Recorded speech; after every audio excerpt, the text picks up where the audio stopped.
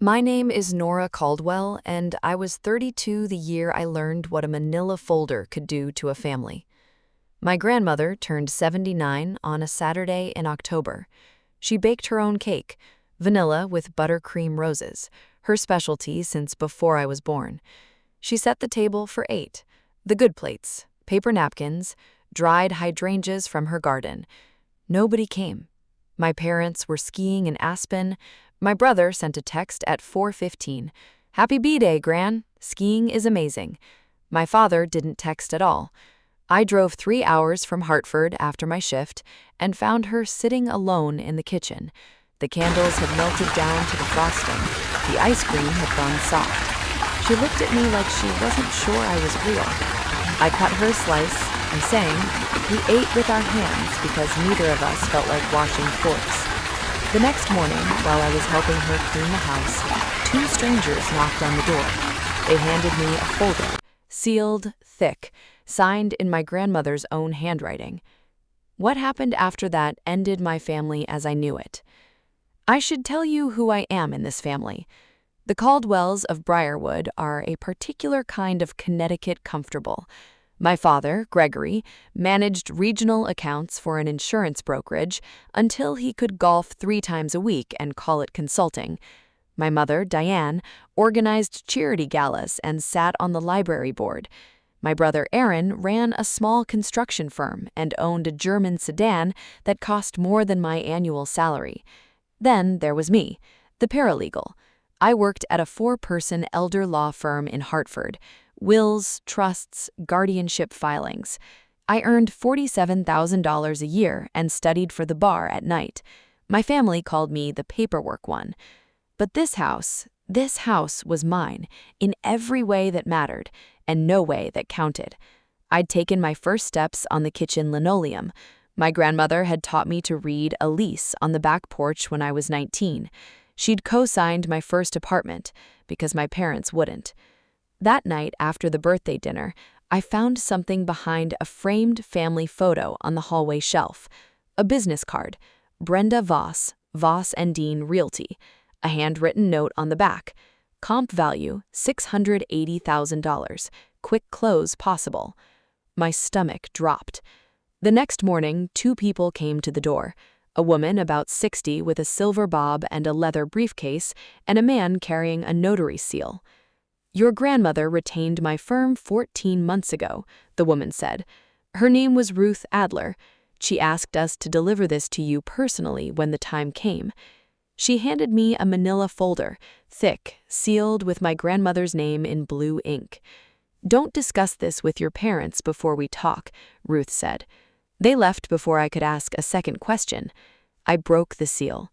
Inside, legal documents I recognized from work, a recorded deed, a trust instrument, a durable power of attorney, a physician's letter dated 14 months ago, and a handwritten note on my grandmother's personal stationery.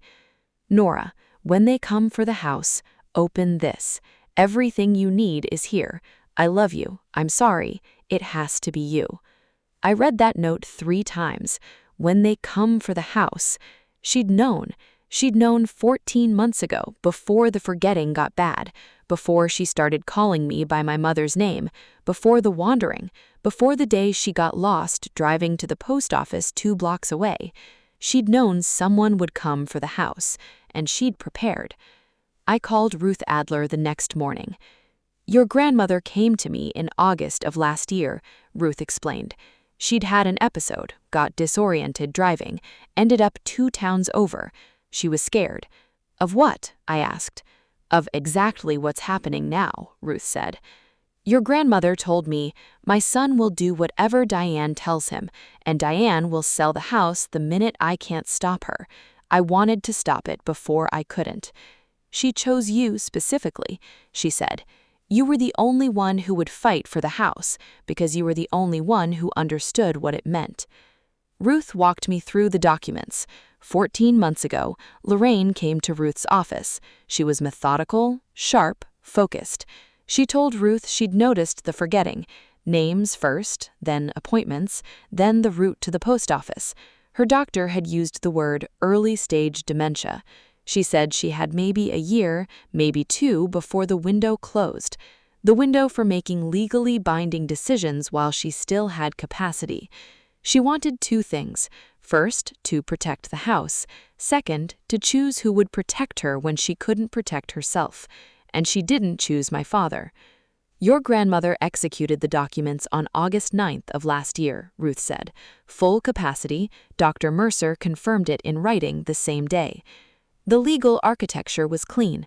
I recognized every instrument. Item 1, a revocable living trust. Lorraine had transferred the house into a trust, the Lorraine E. Caldwell Revocable Living Trust. She was the trustee while she had capacity. I was the successor trustee.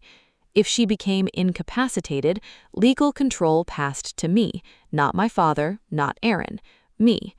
Item 2, a durable power of attorney. Lorraine had named me her agent for all financial and healthcare decisions. It didn't expire when she got sick. It activated. Item 3, the physician's letter documenting full capacity. So the house isn't hers anymore, I said. Technically correct, Ruth said. The house belongs to the trust. Lorraine can't sell it as an individual, and the trustee is you. I drove back to Briarwood that evening and searched my grandmother's house. In the kitchen junk drawer, I found the worst of it, a purchase agreement, unsigned but filled in with details. Buyer, Stonewall Capital Group LLC, cash offer, 30-day close. The seller's signature line was blank, but someone had penciled L. Caldwell in block letters below it, like a rehearsal. The listing agent was Brenda Voss. The seller's representative was Aaron Caldwell, my brother. The closing was set for November 15th. That was 3 weeks away. I called my mother that evening. There's a lockbox on her gas meter, I said. Silence. Your father and Aaron have been working with an agent to find a suitable transition plan. You know she can't keep up this big house.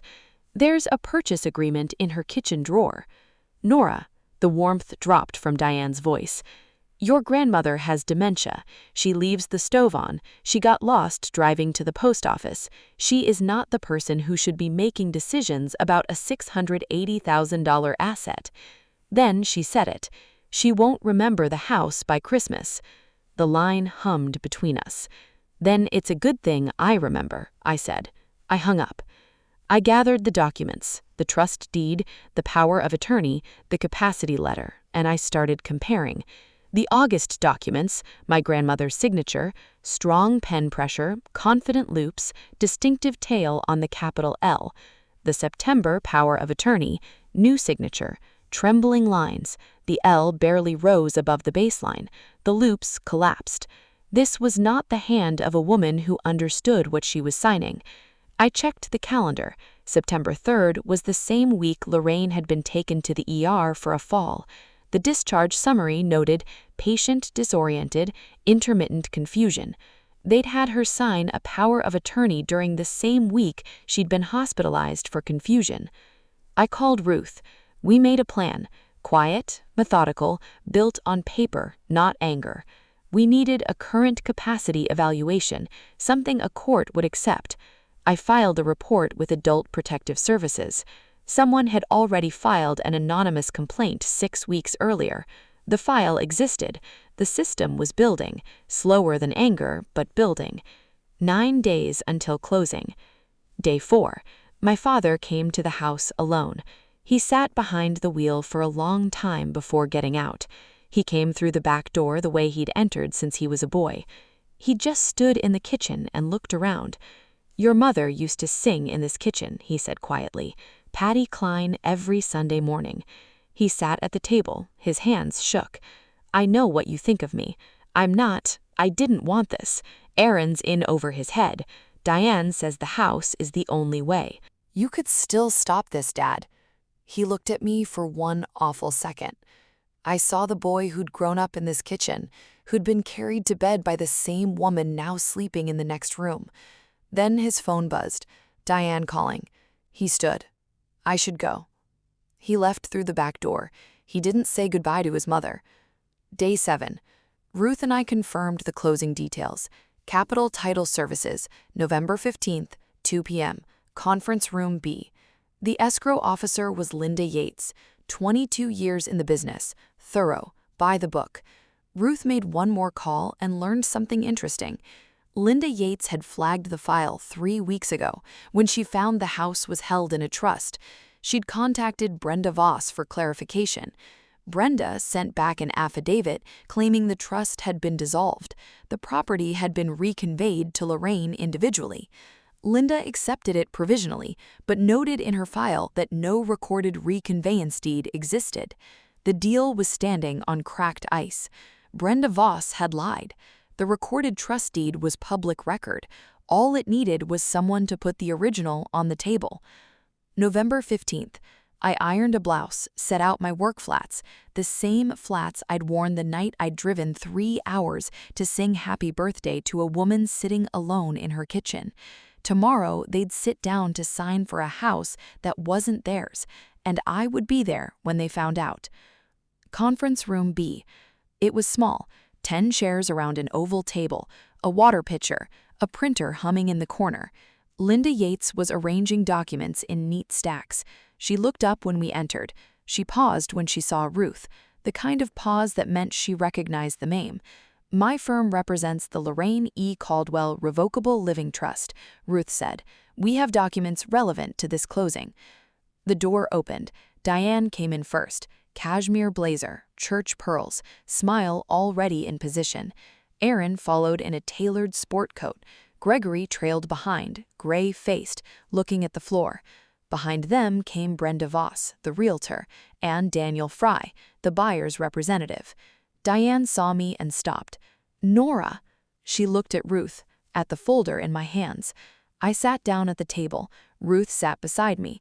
I placed the manila folder in front of me and I waited. The room went very quiet. Ruth opened her briefcase and laid 3 items on the table, one at a time. First, a certified copy of the recorded trust deed, recorded August 12th of last year. The house is in the Lorraine E. Caldwell Revocable Living Trust. Ms. Caldwell is the successor trustee. Diane's smile fell in stages, like a building losing floors. Second, the durable power of attorney, executed August 9th, witnessed, currently in effect. Aaron leaned forward. "We have a more recent power of attorney." Third, Dr. Mercer's capacity evaluation, dated August 9th, confirming full capacity, and her current evaluation completed last week, confirming she now lacks capacity. This means the September power of attorney was signed without legal competence. The room went still. Linda Yates picked up the trust deed. She read it, she compared it to her file, she looked at Brenda Voss. "Miss Voss, you informed me the trust had been dissolved." Brenda's face went white. "The recorded deed confirms it," Ruth said. "This property belongs to the trust. The sale cannot proceed." Linda Yates set the documents down and said the 5 words that ended it. "I cannot close this transaction." Silence lasted 4 seconds. Then Diane broke it. "This is ridiculous." She stood up. "My husband is Lorraine's only child. He has a signed power of attorney. A power of attorney signed by a woman hospitalized for confusion, with no capacity evaluation. A power of attorney that doesn't grant authority over trust assets anyway." Aaron leaned forward. "I have a $740,000 payment due in 6 weeks. If this deal falls through, I lose everything." "Your financial obligations are not this office's concern," Linda Yates said. I turned to Aaron. "This is my grandmother's house. This is the trust's house." Aaron turned on me. "You're going to destroy this family." I kept my voice steady, conversational. "You tried to sell a 79-year-old woman's home while she sat alone on her birthday eating cake. You had her sign documents during a hospital stay. You lied to the title company about a dissolved trust. And you're telling me I'm the one destroying this family." Aaron's mouth opened, closed, his fists clenched. Diane was crying now, loud, messy sobs. "After everything I've done." Gregory sat motionless. He stared at the trust deed, at his mother's signature. She'd planned this. She'd gone around him. She looked at her only son and decided he wasn't enough. Daniel Fry stood. "I think we're done here." He walked out. Brenda Voss was already gathering her things. Ruth spoke into the quiet. "For the record, an Adult Protective Services investigation is currently active. The September power of attorney will be formally challenged." Diane stopped crying, the tears still wet on her cheeks, but the expression underneath shifting from grief to something harder. "You'll regret this," she said. "When Aaron loses his company, when your father has nowhere to turn, when this family falls apart, you don't get to decide what she's worth," I said. I picked up the manila folder and walked out of conference room B. The November air hit my face cold and clean. I drove back to Oakwood Lane. The house was still there. The hydrangeas were still along the front walk. The porch light was on. I went inside and found my grandmother asleep in her recliner, crossword in her lap, glasses on. I knelt beside her chair and tucked the quilt around her shoulders. "It's done, Gran. The house is safe." She stirred. Her hand found mine, the same thin grip. Her eyes opened, cloudy at first, then clearing for just a moment. "Did you keep the table?" I laughed, a real one. "I kept the table." She smiled, small, certain. "Good girl." She closed her eyes. Here's what happened after. Aaron missed his balloon payment 8 weeks later. The bank initiated foreclosure. Aaron Caldwell Properties filed for bankruptcy. He sold the German sedan. He never called to apologize. Diane's standing in Briarwood fractured, not all at once. Reputations erode slowly. She and Gregory moved to a condo in West Hartford in the spring. The court voided the September power of attorney, appointed me as Lorraine's legal guardian, confirmed my role as permanent trustee.